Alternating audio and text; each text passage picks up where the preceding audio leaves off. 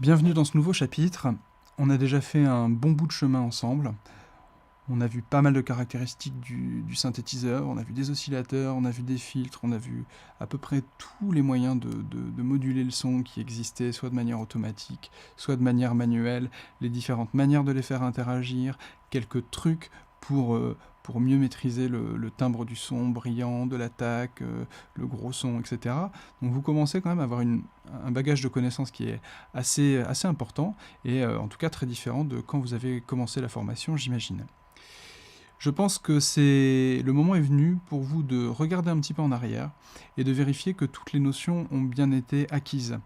Parce qu'on va passer dans une nouvelle partie où on va analyser des presets qui ont été créés par les sound designers de Native Instruments, donc qui sont des presets où il y a pas mal de finesse, et donc ils sont très intéressants à regarder. J'en ai sélectionné 3 que je voudrais qu'on décortique ensemble. Alors, l'attitude pour faire du reverse engineering, comme disent les Anglais une fois de plus, c'est, avant de se pencher dans le moteur, dans la machine, c'est surtout d'écouter, d'ouvrir grand ses oreilles et d'essayer de deviner comment le son a été construit. Est-ce que j'ai une enveloppe ou un LFO sur le filtre? Est-ce que j'ai une note ou est-ce que j'ai un accord? Est-ce que j'ai des oscillateurs qui sont désaccordés? Est-ce que j'ai des effets spatiaux? Est-ce que j'ai des effets timbraux? Est-ce qu'il y a peut-être un wave shaper? Etc. etc. Posez-vous un maximum de questions.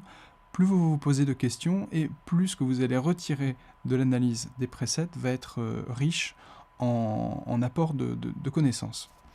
Alors, commençons sans plus attendre. On va aller dans le browser pour aller chercher un son d'usine. Vous allez dans la banque Massive Factory et on va aller chercher un son qui s'appelle Episode of 1991.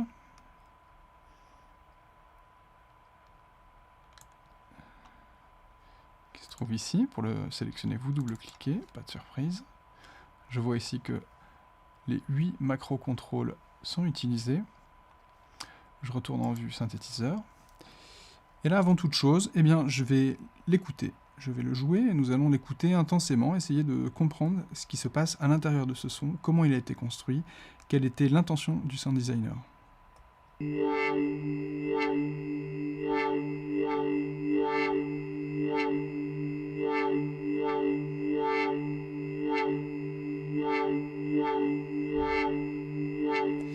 Alors, plusieurs choses doivent vous alerter. Lesquelles? Premièrement, avons-nous affaire à une seule note ou à plusieurs notes simultanées, autrement dit à un accord? Je vous rejoue un tout petit peu pour que vous entendiez.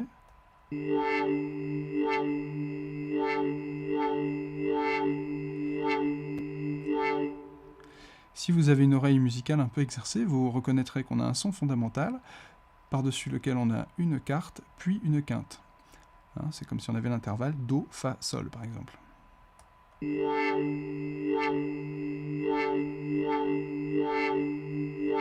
Ensuite, on entend qu'il y a une petite composante qui grésille un petit peu. C'est une composante qu'on n'a pas vraiment entendue dans l'utilisation de nos oscillateurs traditionnels.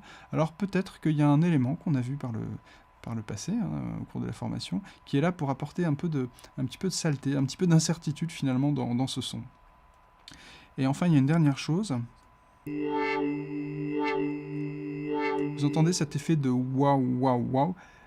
A priori, ce genre d'effet, maintenant on en a pas mal parlé au cours de la formation, ça doit vous rappeler une action sur un élément fondamental du synthétiseur. Je ne vais pas vous vendre la mèche tout de suite, mais ce qui est important de remarquer, c'est que son comportement, il n'est pas spécialement régulier. On ne saurait pas dire si c'est une enveloppe, si c'est un LFO, peut-être c'est autre chose. Son comportement est complexe finalement à cette automatisation. Donc on va voir un peu plus en détail comment ça se passe. Alors, déjà, premier coup d'œil, commençons par regarder ce qui est activé. Oscillateur 1, oscillateur 2, oscillateur 3, oscillateur de modulation. Le filtre 1 est activé, le filtre 2 est activé. J'ai un FX1 avec du chorus, j'ai un FX2 avec du delay. Donc ça fait quand même du monde. Alors, ce que je fais quand j'ai des sons complexes comme ça, c'est que je désactive les oscillateurs pour les écouter séparément. Donc je vais écouter, par exemple, le premier, et essayer de décortiquer un petit peu de quelle part du son il est responsable.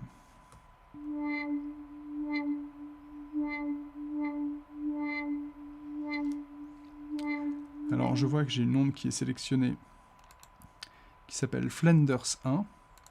Alors le nom est un petit peu ésotérique, je ne sais pas si ça fait référence à Fender, peut-être, je ne sais pas. On voit que la Wavetable Position est contrôlée par la macro 1. Le petit 1 ici renvoie à la macro. Donc je vais le bouger pour voir un petit peu ce que ça donne, parce que là c'est du contrôle manuel.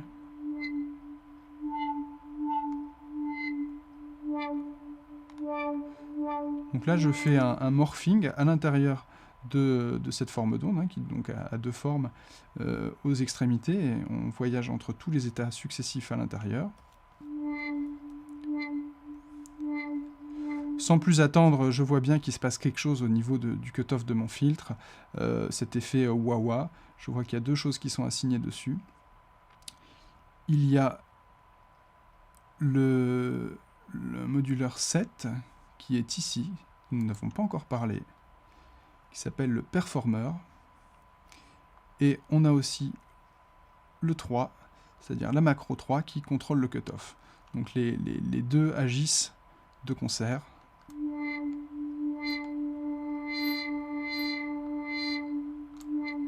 Voilà. Alors qu'est-ce que c'est que ce performer? Alors ça c'est un petit peu un truc original finalement qu'on trouve sur les synthés de Native Instruments, mais qui ne sont pas très courants. En fait on peut créer des courbes comme ça un petit peu complexes, avec des montées progressives, des descentes, des oscillations. Quand on appuie sur Load Curve ici, on voit l'ensemble de courbes qu'on peut charger pour dessiner une évolution personnalisée. Là je vais réinitialiser. On peut ajuster la longueur de la boucle en activant ici les pas ou en les désactivant. Je vais laisser par défaut sur 8 pas. Donc je vois que la fréquence de mon filtre est contrôlée par ça. Écoutez bien, on entend en voyant le profil du performer la différence, comment il est appliqué sur le cutoff, à commencer par cette ouverture préliminaire.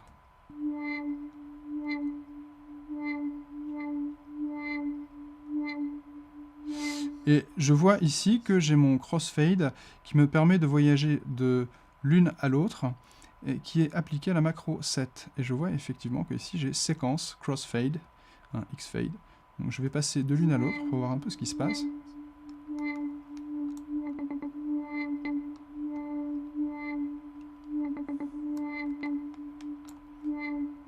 Donc c'est assez intéressant d'avoir ces deux profils rythmiques qu'on peut alterner, qu'on peut mélanger. Voilà, ça crée un effet de richesse, de rythme, un motif en fait. Ça crée un motif qui est un petit peu la marque de fabrique de ce preset. Alors, écoutons un petit peu l'oscillateur 2 maintenant. Alors là, c'est pas très compliqué, c'est exactement le même que l'oscillateur 1, si ce n'est qu'il est transposé de 5 demi-tons. Et on voit aussi qu'il y a une macro qui contrôle la transposition. Alors je vais la bouger pour voir un peu ce que ça fait. La macro a été renommée No Chord. Je vous rappelle que pour renommer une macro, vous avez juste à cliquer sur le champ de texte, et là vous pouvez faire des modifications, vous voyez le curseur qui clignote. Je ne vais pas changer le nom pour le moment.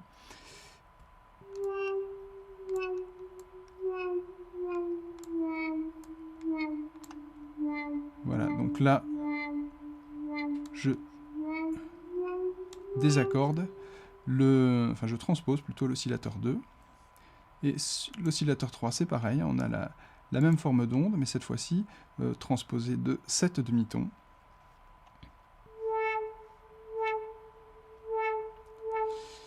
Et on notera que l'intensité est reliée aussi à la macro 1, ce qui fait que quand je bouge ce bouton-là, en réalité, je bouge 1, 2, 3, 4 paramètres. Faisons l'expérience, je vais réactiver les oscillateurs et bouger la macro 1.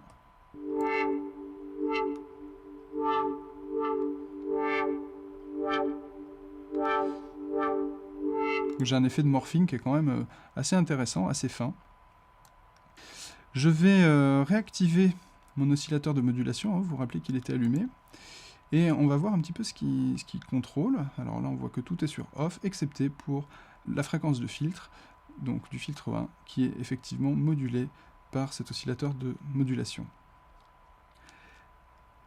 La quantité de modulation est aussi contrôlés par la même macro, hein, la macro 1 que les autres, ce qui fait que du coup nous n'avons finalement plus 4 paramètres, mais 5 paramètres en tout.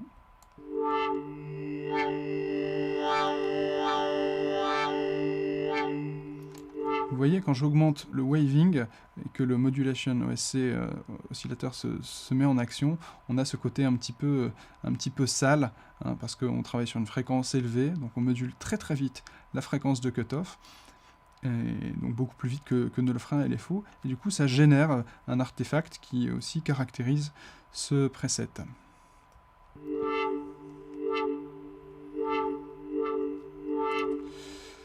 Pour être complet, on signalera aussi que le feedback est activé et qu'il est à la moitié, ce qui est assez important. Il participe très fortement à l'identité du son. Enfin, on a un chorus pour justement dédoubler un petit peu, qui est mappé sur la macro 5.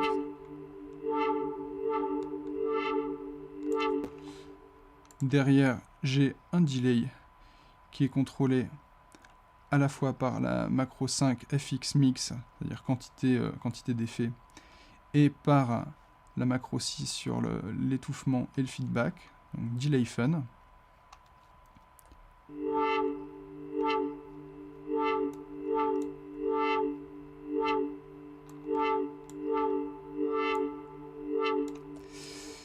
Et enfin, j'ai le paramètre, la 8e macro qui est sur le paramètre de release. Alors, où est-ce qu'il est notre fameux release? Eh bien, c'est sans doute celui de notre enveloppe d'amplitude. Donc, allons voir ici, dans l'enveloppe d'amplitude 4. Effectivement, j'ai une affectation de ma macro 8 sur le release. Donc, vous voyez quand même que ce son est assez complexe et il est plutôt réussi, je trouve. C'est pour ça que je l'ai choisi.